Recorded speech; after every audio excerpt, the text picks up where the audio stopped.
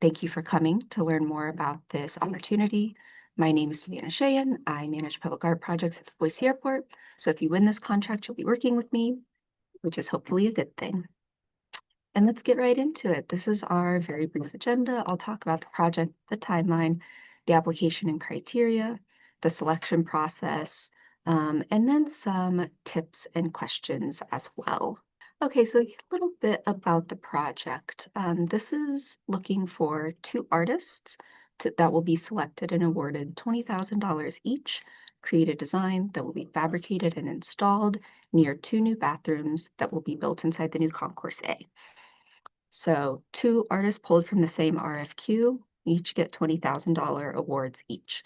And we're really looking for artists who tap into these project goals. So create a visually exciting marker that acts as intuitive wayfinding. And the goal of that is that, someone can walk down the concourse and see your wonderful, visually exciting design and know that they are outside those bathrooms. So it functions as art and wayfinding. And one of those other goals is create a strong sense of visual vibrancy that reflects the city of Boise and the surrounding area.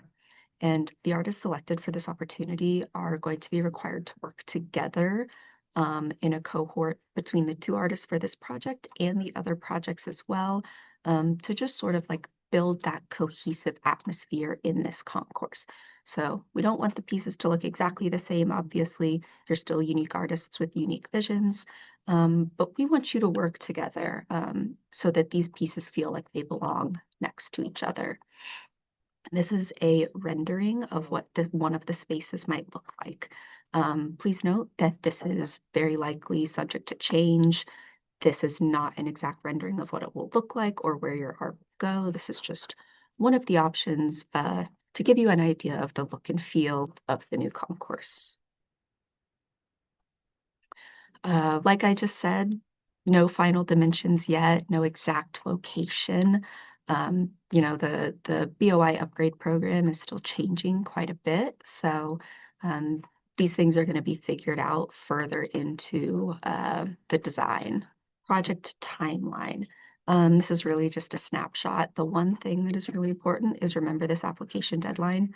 If your application comes in late, I can't accept it. So just make sure you get it in before June 18th at 1 p.m. Mountain Time. That's the middle of the day, not the end of the day. That happens a lot where people think they have till the end of June 18th. That's not the case. The application is due at 1 p.m. Mountain Time. And then these are just some broad dates. You'll see that I just have seasons and years listed. The finalists will be selected over the summer. The final artists will be selected in the fall. The final design will be due in about 2028, so a couple of years from now, and installation is expected to be around 2029. This could change a little bit, but these are sort of the dates that we're looking at. Now, application and criteria. So this is the application, this is the information you're going to be filling out on Submittable. So your basic eligibility, are you a current Idaho artist and are you 18 years old? If you are, you're eligible. Great job. And then your initial application questions are things like your name and your contact information. And then when we get into the meat of the project, that's where we have the statement of interest. Please note that this is 500 words max. Don't get yourself disqualified by going over the word count. But this statement of interest is really a chance for you to explain why you want to apply for this project, if there's something really interesting about it to you, what skills or qualifications you have that make you a good fit. Just give you a chance to show your ability that you can tap into these project goals, that you can create visual vibrancy with your skills, with your designs. Then on to the concept description again, 500 words max, don't go over it. Just answer some of these questions. So talk about your design. Is it abstract? Why? Is it representational? Why? What color palette are you using? What sort of inspiration do you have? What built your design? Why did you make the decisions that you did? And then how does your unique design appeal to the public and enhance the space? Previous work examples. So give me 3 to 5 images of past works or works that are in progress. So minimum of 3, maximum of 5. That gives you a little wiggle room if you want to submit 4. but at least one of them must be a mosaic or a collage design, and then whatever current artist resume that you're using. No. So you're taking care of Concourse. Now our criteria. Here are the factors that you're being scored on. Again, that eligibility, and then if your application is detailed and complete, just fill out all the questions completely and you pretty much get a pass. Then we get into a little bit more meat here, which is your aesthetic considerations. And to receive maximum points, your art would be exceptionally aesthetically pleasing, appropriate for everyone who walks by it, and activates the space in a visually exciting way. And the quality of that written concept description. To receive maximum points, your concept would describe a unique vision for the space, develop upon the project concept and goals that are listed in the RFQ, and create a meaningful experience for people who walk by it. And then ability to follow through.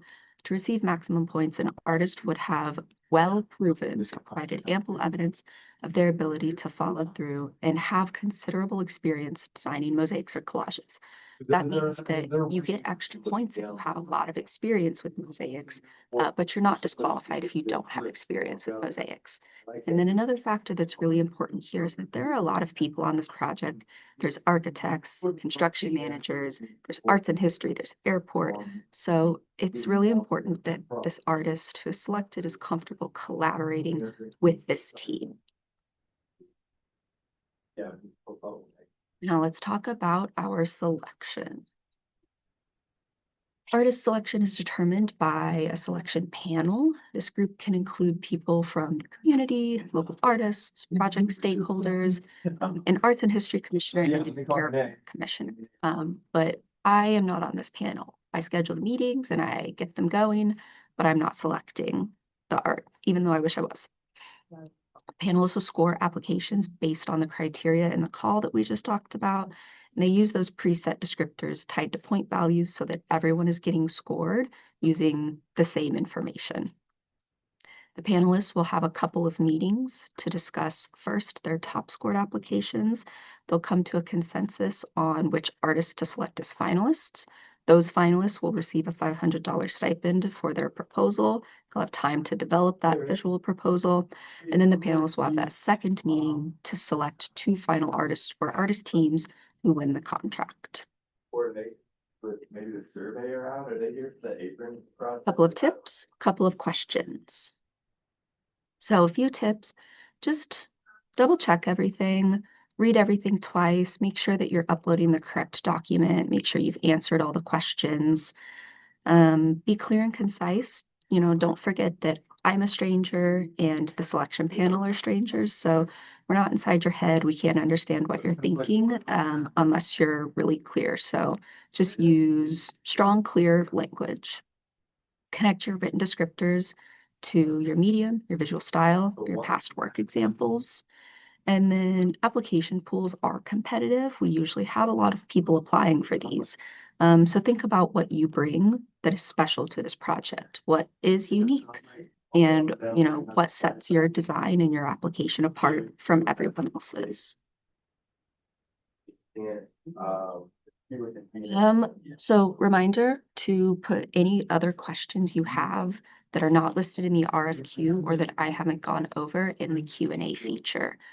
And then my wonderful colleague Liana will be reading those out and I will be answering them. But here are a couple of questions that I've already gotten, so I just wanted to run through these really quick. Are out-of-state artists eligible for this? They are not. So you have to be a current Idaho artist to be eligible. Can I make the mosaic myself? This is a design-only opportunity. So even though there is a physical mosaic element, that's going to be fabricated by someone else. And this is for artists who are ready to design it, but not fabricate it. Can I choose my own fabricator?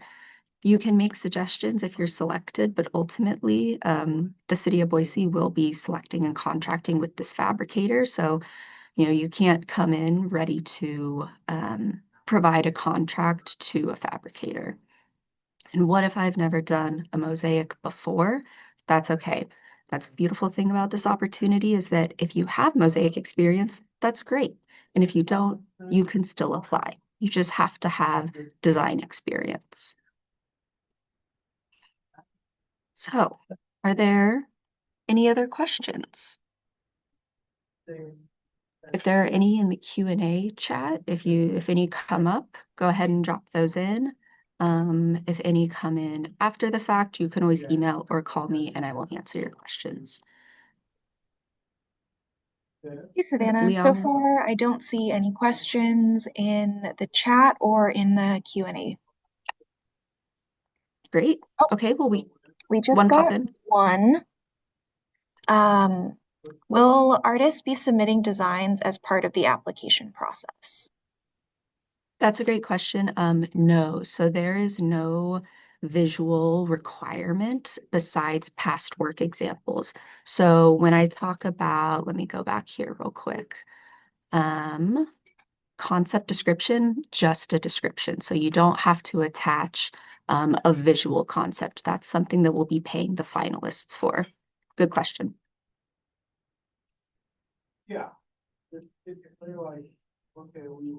Another question. How common or likely is it for artists to also get the fabrication?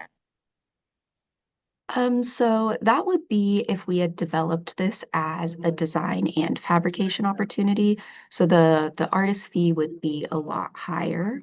But in this case, we're going to contract separately with a fabricator who is going to work with our construction manager on the BOI upgrade project. So there are some opportunities maybe in the future where it will be a design and fabrication opportunity, but this one is just not available for that. What materials do you expect the mosaic to be fabricated from? For example, glass, metal, concrete, stone.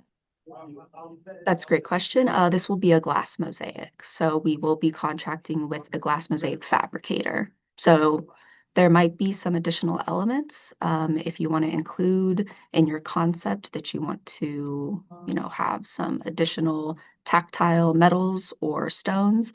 That's possible, but it will be majority glass mosaic. And someone is curious about the illustration that you showed on one of the previous slides. Do you anticipate the piece covering the entire wall shown in pink or just the inset space? That is a good question. This inset space was provided by the architects, so that's where they had been envisioning the art going. I am envisioning the art going on this entire wall. So it will be bigger than this, 2 foot by 3 foot inset space. It's going to cover an entire wall. It may not be this exact wall right here, but it will be larger than this inset space.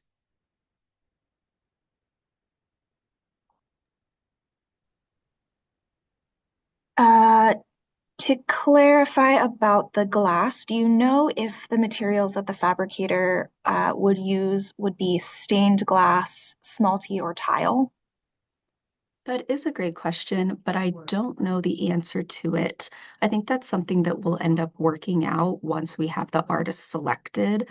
I imagine that it will be stained glass, especially because we're talking about visual vibrancy, but we don't have a fabricator on contract right now. So that's something that we would be, negotiating with architects, contractors, and artists who are selected for this. Can an artist apply for both spaces?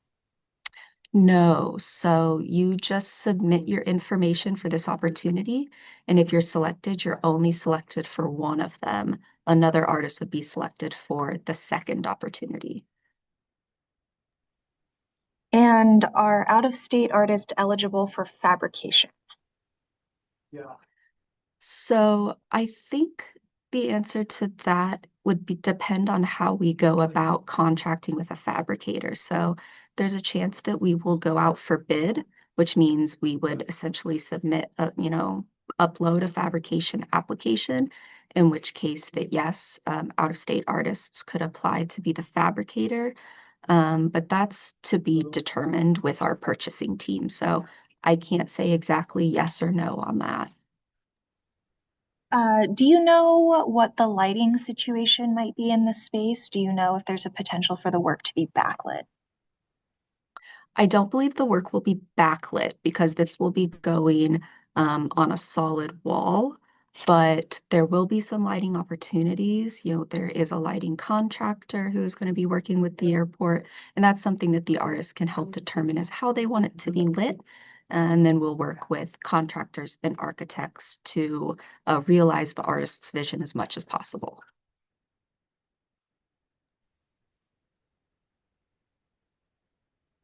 How closely would the chosen artist be able to work with the fabricator? Would it look like an ongoing relationship as the piece progresses? Good question, and yes, it would. So that's part of that collaboration is we would definitely want the artist working with the fabricator pretty closely, especially if, an artist submits a design and the available space in this area changes. We definitely want both the fabricator and the artist collaborating, ensuring that they have good communication with me, with the airport, and between each other.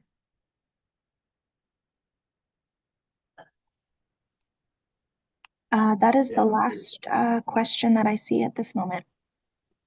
Okay. I'll give people another couple of minutes. Those were really good questions. Another couple of minutes to drop them in. And a reminder that if anything comes up after this info session, that's totally fine. I'm available by phone or email. If you feel like I didn't answer your question fully and you just want to follow up on it, just email or call me, and I'll answer it as much as I can. We just had one more question come in. The application mentions community input on the design. Do you know how strong the community input might be? Yeah, so I don't think that it's going to completely dictate the design, right? We're still going to lean quite a bit on an artist's expertise and application, but we will have a selection panel who will help guide the design. We do have architects and contractors who are maybe going to have to alter things physically, so that it fits within the architectural space.